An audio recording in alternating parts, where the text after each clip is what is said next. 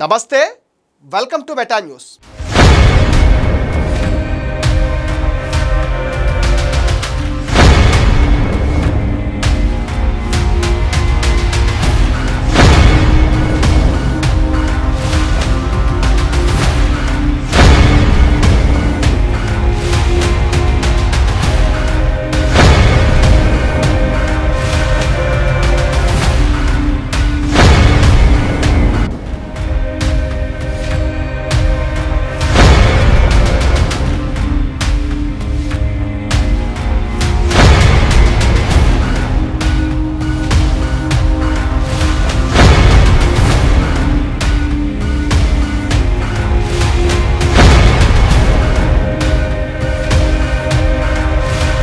ఏపీలో బీజేపీ నయా స్ట్రాటజీ అమలు చేస్తుంది. 2024 అసెంబ్లీ ఎన్నికల్లో కూటమికి 164 సీట్లు వచ్చాయి.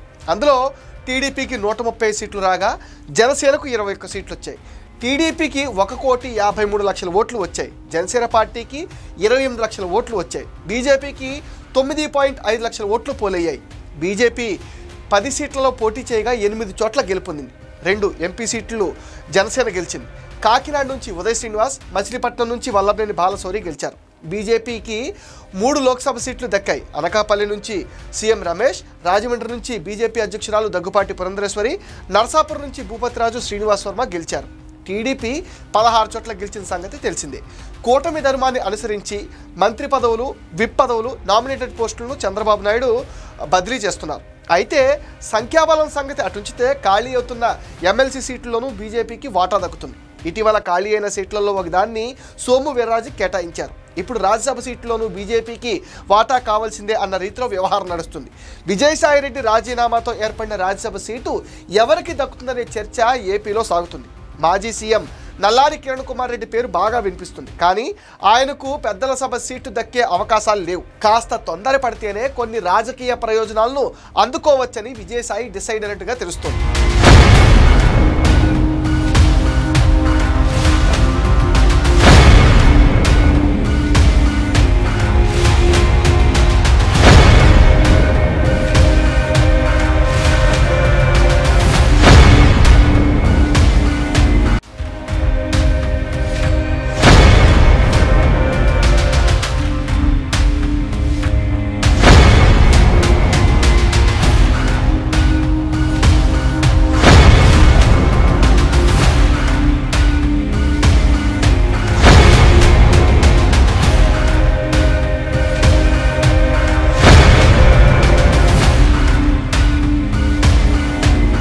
ఏపీలో ఖాళీ అయ్యే రాజ్యసభ సీటుపై బీజేపీ దుప్పటి పరిచేస్తుందనే టాక్ ఢిల్లీలో గట్టిగా వినిపిస్తుంది.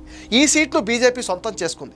ఈ స్థానం నుంచి తమిళనాడు రాష్ట్ర బీజేపీ మాజీ అధ్యక్షుడు, మాజీ ఐపీఎస్ అధికారి అన్నామలై కుప్పుస్వామిని రాజ్యసభకు పంపాలని ఆ పార్టీ జాతీయ నాయకత్వం నిర్ణయించినట్లుగా సమాచారం.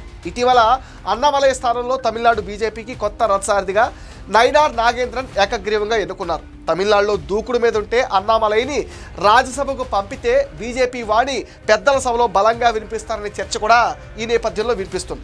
విజయసాయిరెడ్డి రాజ్యసభ సీటు విషయమై రకరకాల ప్రచారాలు అయితే తెరపైకి వచ్చాయి. బీజేపీతో ముందస్తు ఒప్పందం ప్రకారమే విజయసాయి తన పదవికి రాజీనామా చేసినట్లుగా ప్రచారం జరిగింది. చివరికి అదే నిజమవుతుంది. తమిళనాడు బీజేపీ నేతను ఏపీ నుంచి రాజ్యసభకు పంపాలని నిర్ణయించడం చర్చనీయాంశమైంది. మరో కథనం ఏంటంటే విజయసాయిరెడ్డిని పార్టీలో చేర్చుకుని ఆయన సీటు ఆయనకే ఇవ్వాలని భావిస్తున్నట్లుగా పుకార్లు షికారులు చేస్తున్నాయి. ఏపీలో కూటమి అధికారంలో ఉంది.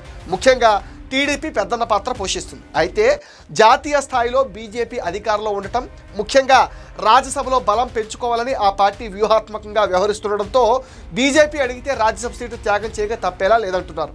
బీజేపీ ప్రతిపాదనను టీడీపీ అధినేత ముఖ్యమంత్రి చంద్రబాబు నాయుడు కాదనే పరిస్థితి ఉండదంటున్నారు. ఏపీ బీజేపీలో కూడా రాజ్యసభ సీట్ను ఆశించే నాయకులు ఉన్నప్పటికీ జాతీయ నాయకత్వం ఏది చెప్తే దాన్ని శిరసావహించడం తప్ప చేసేదేం లేదంటున్నారు. అన్నామలైని రాజ్యసభకు తీసుకుని ఆయనను కేంద్రంలో మంత్రిని చేయాలని బీజేపీ హైకమాండ్ ఆలోచనగా ఉందంటున్నారు. వచ్చే ఏడాది తమిళనాడు అసెంబ్లీ ఎన్నికలు జరగనున్నాయి. ఈ నేపథ్యంలో ఆ రాష్ట్రానికి రాజకీయ ప్రాధాన్యత ఇచ్చే క్రమంలోనే అన్నామలై వైపు మగ్గు చూపుతున్నారని కూడా సమాచారం.